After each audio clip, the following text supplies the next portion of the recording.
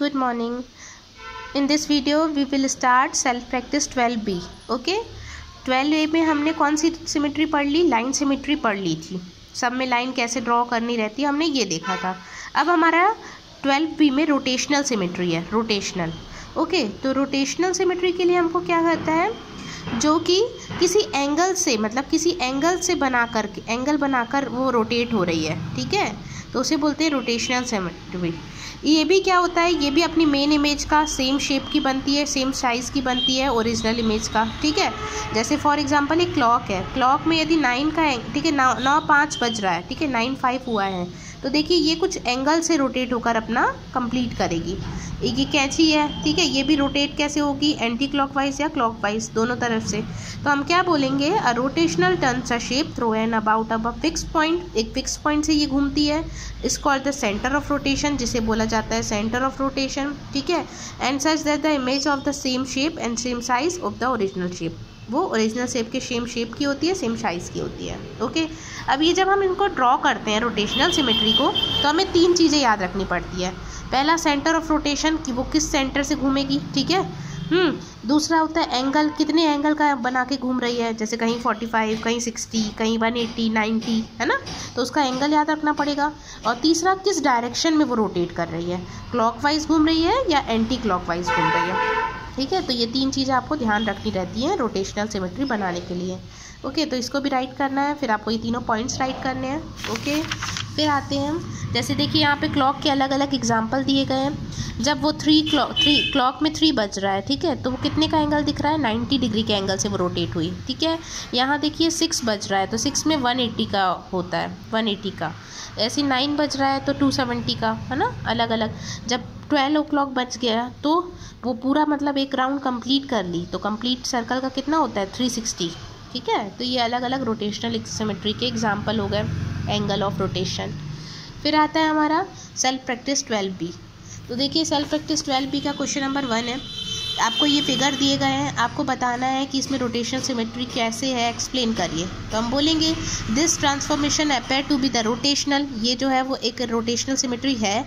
क्यों है, because it turns a shape through an angle about a fixed point, वो एक फिक्स्ड पॉइंट से रोटेट होती जाएगी, ठीक है, क्योंकि उनका क्या है, एक फिक्स्ड पॉइंट है, तो about a fix point. Okay angle about a fix point. ये वाले देखिए, इसमें this transformation isn't appear to be the rotational, ये रोटेशनल सिमेट्री नहीं है, ठीक है, ये जो है वो रोटेशनल सिमेट्री नहीं है। क्यों नहीं है, because it turns a shape through an angle about a fixed point. इनका कोई फिक्स्ड पॉइंट ही नहीं है, कहाँ से रोटेट, इनका फिक्स पॉइंट नहीं है, अलग अलग पे है, ठीक है। ये ऐसे भी घूम सकती है, ये ऐसे भी घूम सकती है, किसी एक फिक्स्ड पॉइंट पे ये नहीं है, तो हम क्या बोलेंगे, ठीक है, इजंट, डजंट, क्योंकि इनका फिक्स पॉइंट नहीं है। थर्ड वाले में देखिए ये अपीयर्स टू बी रोटेशनल, ये रोटेशनल होगी क्योंकि इनका एक फिक्स पॉइंट है, ठीक है, टर्न्स शेप है थ्रू एन एंगल डिग्री से ये घूम रही हैं। ओके फिर डी वाले में ये भी जो है वो एक क्या होगा, रोटेशनल सिमेट्री है, क्योंकि शेप इनका सेम है ना, it turns a shape through an angle के शेप में ये थ्रो कर रही हैं, ठीक है। तो सिर्फ बी वाले का नहीं था। फिर आता है हमारा question number 2, draw a 90 degree clockwise rotation about the point. आपको एक फिगर दिया है, उसको एक पॉइंट दिया है, उधर से आपको 90 डिग्री के एंगल में रोटेट कर देना है। तो जब इसको 90 डिग्री का रोटेट करोगे तो ये कुछ ऐसा घूम जाएगी। आप ये कप पड़ा है, कप को ऐसा इधर से घुमा दो तो ये ऐसा कुछ हो जाएगा ना, तो आपको ये 90 डिग्री का बनाना था, तो इसका ऐसा बनेगा। ओके ऐसे बी में देखिए ये कुछ ऐसा फिगर है, इधर पे आप इसको घुमाएंगे तो ये ऐसा हो जाएगा। अब ये क्या है, हॉरिजॉन्टल, अब ये वर्टिकल ही हो जाएगा, तो इसकी इमेज कैसी बनेगी, ऐसी। तो आपको ड्रॉ कर लेनी है, ठीक है। फिर आता है हमारा third question, draw 180 degree clockwise rotation about the point shown. ये आपको एक दिया गया है, इधर का पॉइंट है, यहाँ से आपको 180 डिग्री में घूम जाना है। 180 में घूमेंगे तो ये कुछ ऐसा घूमकर ये अगेन इधर आएगी, तो अब ये वाला पॉइंट जो है वो इधर आ जाएगा, तो इसकी इमेज ऐसी बन जाएगी, ठीक है। Question number 4, identify the transformation in the figure, it is a reflection, identify the lines of reflection, it is a rotational, given the angle and direction of rotation.